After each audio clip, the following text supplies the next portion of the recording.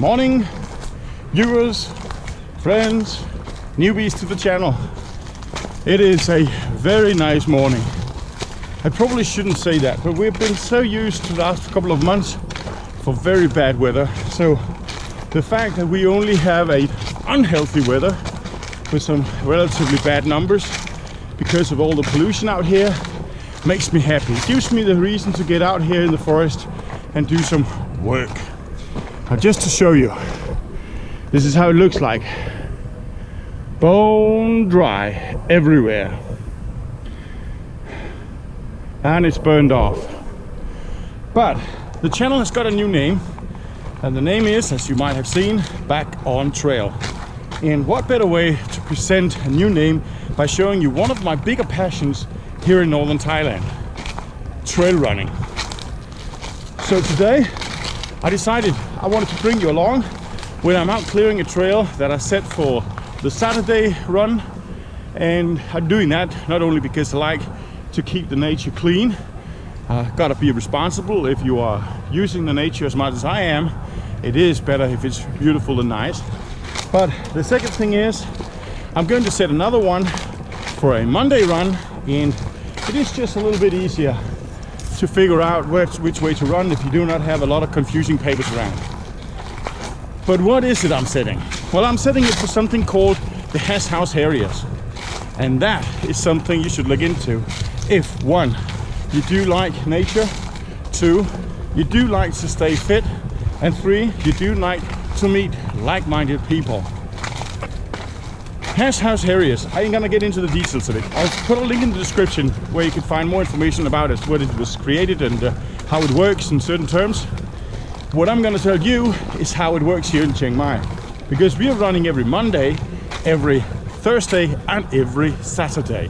So that gives a lot of opportunities to get out there and enjoy nature. But we're doing it every single Monday, Thursday and Saturday.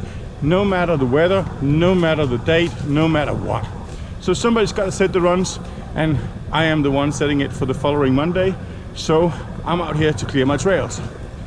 But there is many reasons for me to like this concept. But the three main reasons for sure is, as I mentioned, get out in the nature, get some exercise and meet some nice people. But when we're out here, I also like the concept because it is for everybody, literally everybody. If you are 8 years old, you can join. If you are a very fit 20-year-old, if you are running fast like the wind, you can join. If you are 74-year-old, you're walking with a crutch, you're still relatively good walking, you can join. In fact, we got them all. And the beauty of it is we're running about 5 kilometers per day, Monday, Thursday or Saturday. And we're running in a concept that means that when the fast runners, they take off, so does the walkers. But the fast running people, the FRBs as we call them, front running bastards, they're not that much faster in if the hare has done a good job. They might be in on a 5K run, might be in 5 minutes faster than the people walking. And that is the beauty. And it's simple. The runners, the hashers, they follow paper. They follow this kind of paper as we are right now collecting. This is my papers that I've been hanging up, and this is what people they follow on the trail. And if you can see that on the camera, we already got the next one inside. And that's the principle all hares should follow to a certain extent, is you should be able to see the following paper once you get to one paper. The next one should be in sight. It might, like I mentioned, then the hashers, when they're running my run, they're following this paper. It kind of have a front side and a back side, given the fact that there is a picture on the front and there is nothing on the back. That's an advantage, because that means if for some reason that I should set the trail so that people at a check on by a mistake catch up on the in trail at the time where they're supposed to be catching up on the out trail, then they can't go mistaken about it, because then they will see the back side of the paper, because my paper is always front towards where the runners are coming from. So that's a little fifth there. But when you're running the hashes, they can have all sorts of papers out there. There can be big square papers. It can be like this on the trees, or it can be small square papers that they just have drizzled on the ground, and then you follow that. It could also be that they have used powder, which obviously doesn't work in the rainy season, but it works quite nice in the dry season and goes away by itself. But if you're running my particular runs, then this is the trail you follow. But as I said, there are obstacles on the trail like this that makes it fun and makes the FRBs work harder and makes the people who are walking catching up, even if they're not that fast. And right in a minute I'll show you what that is. All right. People now following the trail for a while. The FRBs have had a good speed, probably, and they're still following the paper. No doubt about the direction. And then they come up to a circle check. This is a circle check, and they've done a good job here, and I'll explain to you why. We just came in from that trail right there, small one that goes down on the ridge all the way down to what we call A site, the place where we came from. But as we come up here, we now have several options. We can go back on ourselves on a clockwise loop, or we can go down this way, which is very much in the direction of A side again, or we could actually travel this way.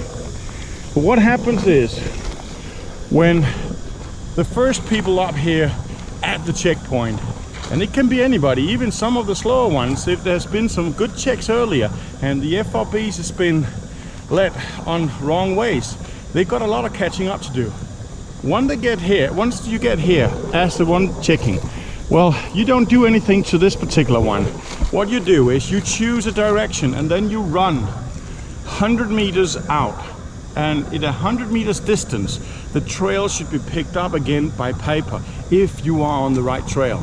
Now if you keep on at it and you are 120 meters out and you still haven't seen any paper, then you turn back. The rule is 100 meters out, there the trail is picked up again. So technically the trail could be picked up 100 meters that way, or 100 meters that way, or 100 meters that way. Nobody knows, only the hare. So the first people at the check, they just run out, and once one person has gone out, this is not a rule everybody is following, because somebody likes to run by instinct and doing it as easy as possible. But the rule is technically that if you got 3 options and you got 3 runners, you run in 3 directions to cover it all. But some of the runners out here, they know the area very well, and some of them they run by instinct, some of them run by GPS, some of them run by logic, and they do not like to run the wrong way, especially among the FRB. So what they do is they might be running 2 or 3 people in the same direction, not checking the 2 others. But this is what's really interesting as a hare, because that means if you can fool them, you got all 3 in the wrong direction and nobody's actually picking up the trail until some of the slower ones are coming out, which again means the whole pack comes together. But once somebody has found the right trail, he yells on. So it's say that you are down the right trail, and my wife has just gone down the right trail as it is right now. That was the way I chose. Then if you see paper, you yell on as loud as you can. Remember, the paper picks up at 100 meters. If your other ones checking the other options, they are at their maximum distance, they are also at 100 meters. And in worst case, that means 200 meters distance between you and that person who's in need of listening to your call. So you gotta be loud. Anyway, people might be standing here waiting, knowing that now all 3 options are being checked, and they're waiting for the call. And the people waiting, they are then solving this little puzzle. The circle is here, the trail was down there, so what they do is they just rip out a piece of the circle in the right direction. And then I have extra paper hanging here, and they will put that on the floor, as you can see here, and then they will connect the trail. Like you can see, papers here is drizzled on the floor. And that is for all the runners or walkers and other good people coming up from behind, that they can see that this is the right direction. They can see that by the way the circle is ripped, and they can see that by the paper that's lying around. And then the game continues until the next check. I just got to show you a little thing here, because there's rules and then there are rules to be bent, or real rules that they do not follow. Because here we got to a circle check again. But look at that. I mean, I could take that circle check down and I could use it again because it has not been ripped out. In all fairness, there could be a problem as far as in which direction to rip it out, but given the fact that we were coming from up there and the circle check is right here, and we could be going to the left down that road there, we could also go back on the road there. But the reality is there's a little loophole in the gate, and we are walking through that orchid down there to the gully. Then this one should have been ripped to the side, but they didn't do it. So that's why when you get to a point like this, it's important to follow the trail paper, which they have taken down, so it should be on the ground. But let's just take a look if that indeed is the case.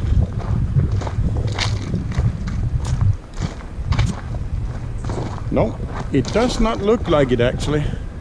So this is a case where either the paper has blown away as the days has gone by, or they actually did not lay out the trail.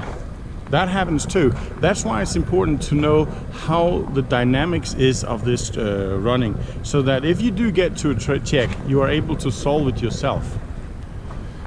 Important note more here, again about the dynamics of the run. 100 meters, as I mentioned before, from the circle check and out to where the trail picks up again. That is the rule. I really don't know for sure whether this is a rule or not, but this is my rule anyway, and I think it is an official rule as well. The check is just right up there, and we are walking with a path all the way down there through the gate, and then it comes down here, which means that if we're talking walking distance, we are just about the time where we should set the paper. But because the check is just up there, and in flight distance, that's not 100 meters, then I'm setting it down there. That's an important little point, because if you're walking and thinking, now I've done that my 100 meters and I haven't seen paper, that must be wrong. You got to keep in mind, what are you doing? Which way are you walking? Because maybe there is 100 meters, but it's just not in the walking distance. It is in the flight distance. So our first paper is right there.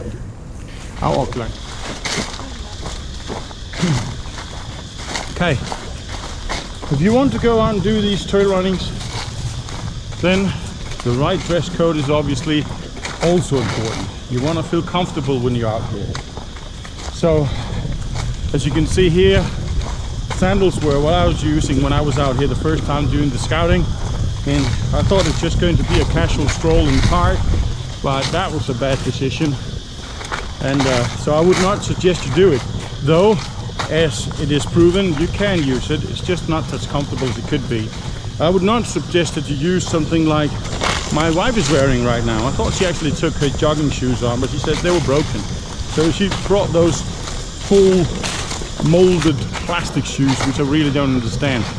That is not the option too. I would suggest you to have running shoes, and if you really want to protect yourself from all these small grass seeds and stuff, use gaiters.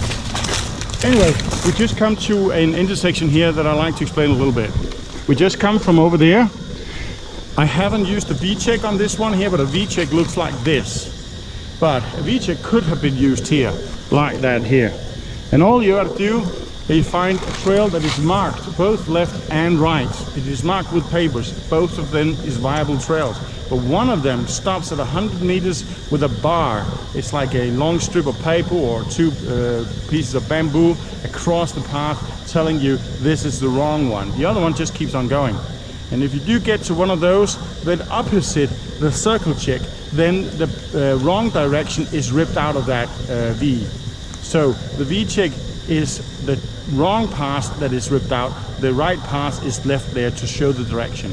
On the circle check, it is the bit that ripped out that shows you the direction. So that's just to explain another feature there is there.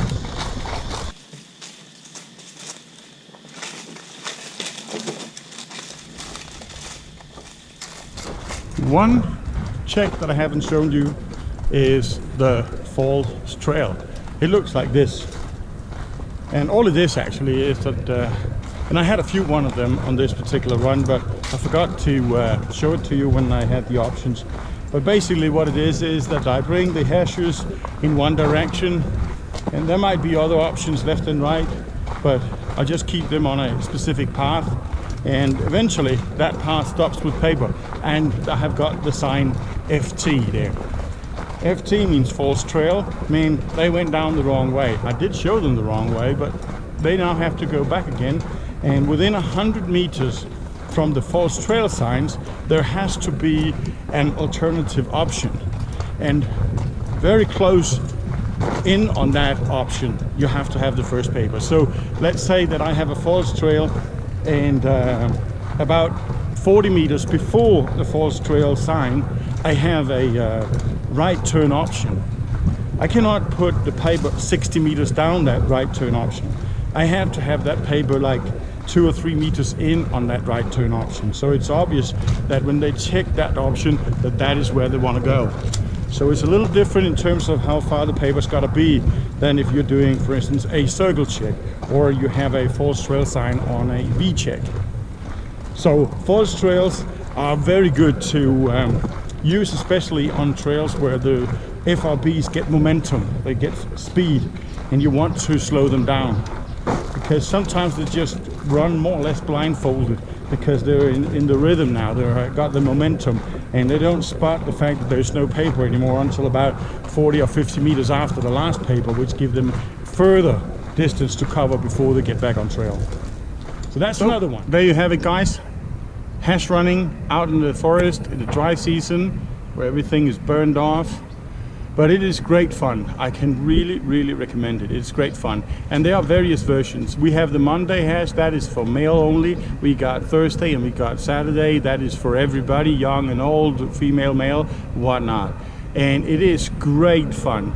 And even so, if there is a need or a desire for something a little bit more challenging than doing 5 to 7K on a regular day, then every 3 months we have something in Northern Thailand called the Lana Bush Hash, and that is really great fun. I remember the last one we did where my son was here, it was 27K, and it is mountainous, it is trail running, it is beautiful, it is lush, it is green. And well, we even had one run where it became so extreme that me and a fellow hasher had to go swimming to cross a few places. You can see some of the photos here. It was great, and I will put a link for some of the runs that we have done in Chiang Mai. We even done an urban run, as we call it, for a fellow hasher, Quasimodo, when he went off, and I also got a video of that. So if you want to see some of the videos of the running or how fun it is, go check them out. But until next time, then, stay curious.